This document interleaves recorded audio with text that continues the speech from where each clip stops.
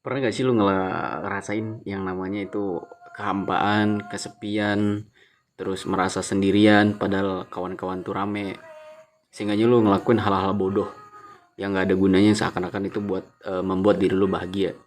Contohnya kayak lu minum minuman, minum makan makanan yang membuat diri lu tuh hancur gitu kan.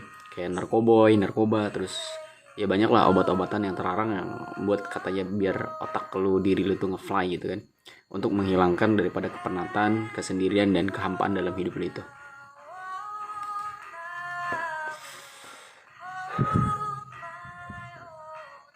Biasanya hal ini tuh terjadi karena kita lagi mencari jati diri kehidupan kita tuh sebenarnya untuk apa.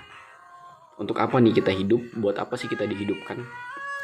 Itu biasanya berada di titik-titik itu biasa dialami oleh anak-anak yang 20 tahun ke bawah sih. Kalau gue dulu sih ngerasain itu sekitar umur 18 tahun.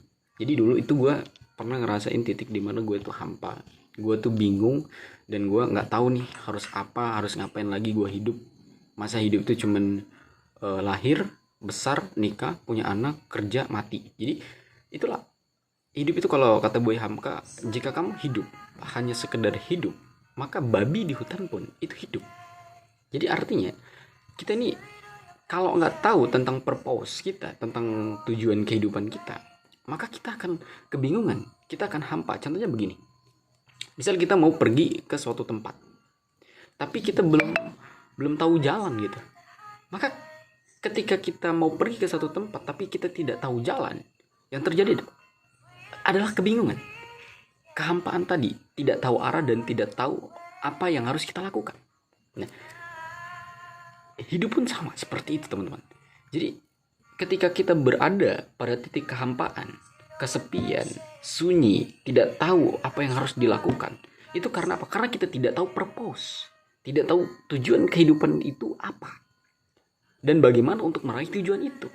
Bagaimana 15 tahun ke depan, 10 tahun ke depan, 30 tahun ke depan, kita jadi apa? Kita tidak tahu itu.